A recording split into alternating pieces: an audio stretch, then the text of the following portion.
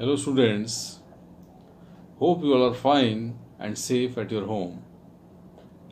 Students, today we will discuss about the grounds of the religious knowledge. In this sequence, we will talk about the faith, intuition, reason and revelation. First of all,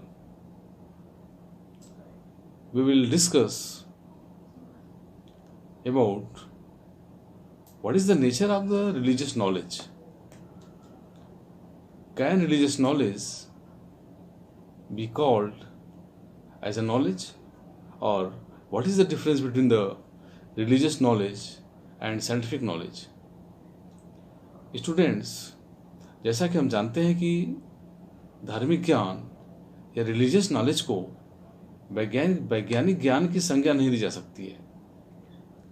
यहाँ पर auto और तिलिक महोदय की चर्चा करना उल्लेखनीय है। इनका मानना है कि रिलीजियस नॉलेज या धार्मिक ज्ञान एक अनूठा ज्ञान है और इस ज्ञान को कम से कम वैज्ञानिक ज्ञान की संज्ञा नहीं दी जा सकती है। केवल वैज्ञानिक ज्ञान ही संज्ञानात्मक हो सकता है, न कि धार्मिक ज्ञान। शायद ही कोई ऐसा धर्म चिंतक होगा जो धार्मिक ज्ञान और वैज्ञानिक ज्ञान को एक समान मानता हो। एजे एयर महोदय ने ज्ञान के 3 लक्षण बताए हैं: सत्यता, विश्वसनीयता और प्रामाणिकता। इनका मानना है कि वही तथ्य सत्य और विश्वसनीय माना जा सकता है जो इंद्रियों द्वारा अनुभूत हो और निरीक्षण विधि द्वारा प्रमाणित हो। किंतु ईश्वर न तो इंद्रियों द्वारा जाना जा सकता है और न ही निरीक्षण विधि द्वारा प्रमाणित हो सकता है। इसलिए ईश्वर का ज्ञान संभव नहीं है। परंतु ईश्वरवादियों का दावा है कि ईश्वर का ज्ञान श्रुति, आस्था तथा अंतःप्रज्ञा द्वारा संभव है। किंतु यहाँ पर प्रश्न उठता है कि क्या श्रुति, आस्था तथा अंतःप्रज्ञा या इंट्यूशन पर आधारित ज्ञान की श्रेणी में रखा जा सकता है? वास्तव में जो इंद्रियजन्य ज्ञान होता है वह सार्वजनीन अर्थात यूनिवर्सल और अन्य व्यक्तियों तक संप्रेषणीय होता है, जबकि श्रुतिपरक और आस्थापरक ज्ञान न तो सार्वजनीन होता है और न ही अन्य व्यक्तियों तक संप्रेषणीय होता है। इसलिए इसको इस कोट में नहीं रखा जा सकता। अतः ईश्वरानुभूति को ज्ञान की संज्ञा नहीं दी जा सकती है। चूंकि ईश्वरानुभूति सत्यापनीय नहीं है, अतः ज्ञान नहीं है। जैसा कि हम जानते हैं कि वही तथ्य सत्यापनीय होते हैं जो संज्ञानात्मक होते हैं, जैसे विशिष्टात्मक तथा संश्लेषणात्मक कथन या एनालिटिकल और सिंथेटिक स्टेटमेंट सत्यापनीय होने के कारण ही संज्ञानात्मक होते हैं। विश्लेषणात्मक कथन अनिवार्य होते हैं, किंतु इसमें वास्तविकता का अभाव होता है, जैसे गणित और तर्कशास्त्र के वाक्य।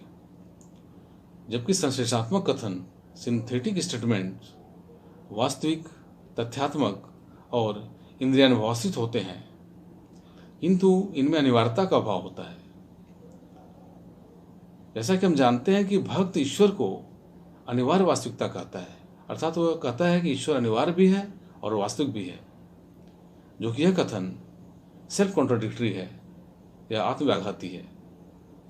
इस प्रकार ईश्वर अनुभव को संज्ञान की संज्ञा नहीं दी जा सकती। साथ ही ईश्वर के ज्ञान का सत्यापन और मिथ्यापन भी संभव नहीं है, अतः उसे ज्ञान नहीं कहा जा सकता।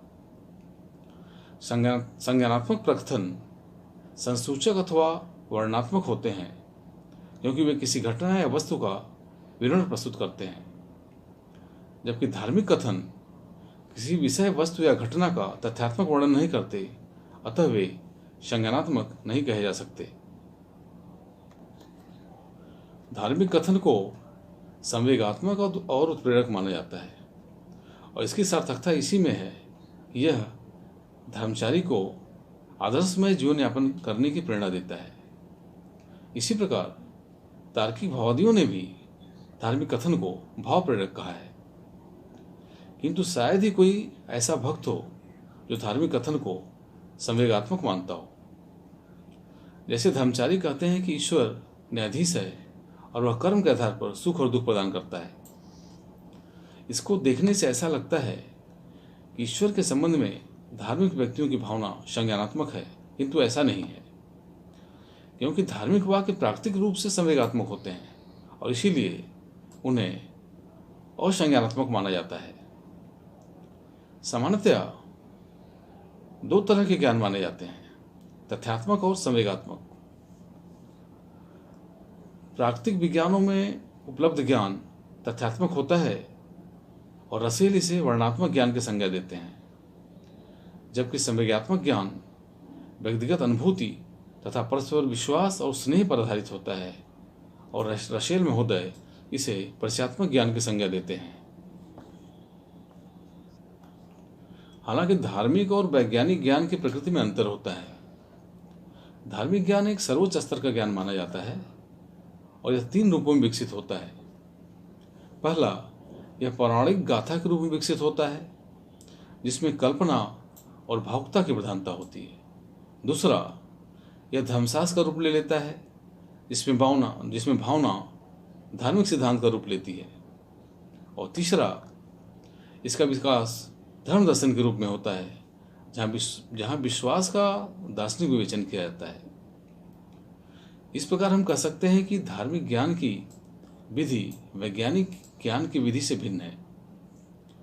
निरीक्षण या विश्लेषण विधि विज्ञान का आधार है, जिसका धर्म के क्षेत्र में कोई महत्व नहीं है। जैसा कि हम जानते हैं कि धार्मिक भावना श्रद्धा और रहस्य के वातावरण में जन्म लेती है, धार्मिक ज्ञान अपरोक्ष तथा व्यक्तिगत होता है, जबकि वैज्ञानिक ज्ञान परोक्ष तथा सार्वजनिक होता है। जिस प्रकार एक धार्मिक व्यक्ति आस्था से मूल्य का ज्ञान प्राप्त करता है, वह अन्य विधि के द्वारा इस ज्ञान को प्राप्त नहीं कर सकता। जैसे मीरा आस्था के आधार पर भगवान कृष्ण की कृपा प्राप्त कर लेती हैं और यह उनके लिए एक अमूल्य निधि मानी जाती है। स्टूडेंट्स, अब हम आस्था एवं विश्वास की चर्चा करेंगे, फेथ एंड बिलीफ के बारे में जानेंगे। आस्था शब्द फेथ का हिंदी रूपांतरण है, जिसका प्रयोग श्रद्धा या निष्ठा के अर्थ में किया जाता है। भारतीय चिंतन परंपरा में आस्था या श्रद्धा को ही परम सत्य के साक्षात्कार का आधार माना गया है और परम सत्य की अनुभूति का कारण बुद्धि न होकर बोध को माना गया है। परम सत्य का साक्षात्कार बोध या श्रद्धा से ही संभव है। जैसे गीता में कहा गया है, श्रद्धा वान लभते ज्ञानम। इसी प्रकार पुनः आगे कहा गया है, संशय ज्ञान का आदि है, किंतु श्रद्धा या आस्था ज्ञान का अंत है। संशयेन विजानाति संशयात्मा विनश्यति। इस प्रकार आस्था धार्मिक ज्ञान का सर्वस्व है। जैसा कि हम जानते हैं कि आस्था विश्वास का पर्याय नहीं है। विश्वास का आधार बौद्धिकता है, जबकि आस्था का आधार समझ या सोच को माना जाता है। विश्वास की अपेक्षा आस्था अधिक स्थिर होती है। आस्था में पूर्णता या गंभीरता होती है, जबकि विश्वास का त्याग आसानी से किया जा सकता है। आदर्श जीवन का सर्वस्व होता है और इस आदर्श में अटूट विश्वास ही आस्था है। जैसा कि हम जानते हैं कि निरर्थक सिद्ध होने पर विश्वास को आसानी से त्यागा जा सकता है, जबकि किसी आस्था के असिद्ध होने पर वह त्यागी नहीं जा सकती, बल्कि उसको प्रमाणित करने की बराबर कोशिश की जाती है। मूल्य के प्रति प्रतिबद्धता ही आस्था है। आस्था में ज्ञान, भाव और क्रिया तीनों विद्यमान रहते हैं। साथ ही हम देखते हैं कि विश्वास संदेह से समाप्त हो जाता है, जबकि आस्था संदेह से समृद्ध होती है या बलवती होती है। अर्थात आध्यात्मिक सत्ता में संदेह होने पर भी उसमें आस्था बनी रहती है। इस प्रकार हम कह सकते हैं कि आस्था दृढ़ संकल्प पर आधारित होती है। आस्था ज्ञान की सीमा में आबद्ध नहीं होती। आस्था संपूर्ण ज्ञान का आधार है। आस्था वह जीवंत विश्वास है जो निराशा में भी आशा का संचार करती है। जैसे क्रांतिकारी, देशभक्त तथा समाज सुधारक और परोपकारी व्यक्ति असफलता में भी अपने लक्ष्य में आस्था बनाए रखते हैं। इसका तात्पर्य यह है कि आस्था से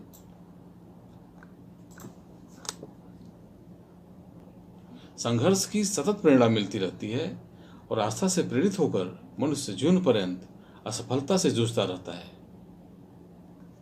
इसी प्रकार नैतिक, धार्मिक और सौंदर्यपरक सत्यों का ज्ञान वैज्ञानिक तर्क द्वारा न होकर आस्था के द्वारा होता है। धार्मिक आस्था तर्क का विरोध नहीं करती, फिर भी यह तार्किक निर्णय का विषय नहीं है।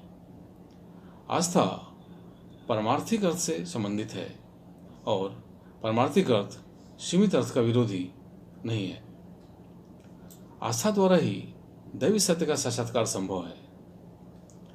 अगर हम देखें तो आस्था, विश्वास एवं धर्म में एक घनिष्ठ संबंध पाया जाता है। विश्वास सर्वाधिक व्यापक होता है और प्रत्येक आस्था विश्वास का बोध कराती है।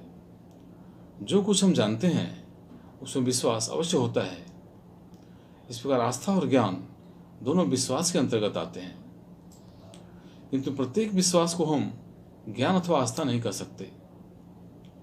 प्रत्येक ज्ञान के मूल में विश्वास निहित होता है और जब संशय का निराकरण हो जाता है तभी विश्वास सुदृढ़ होता है।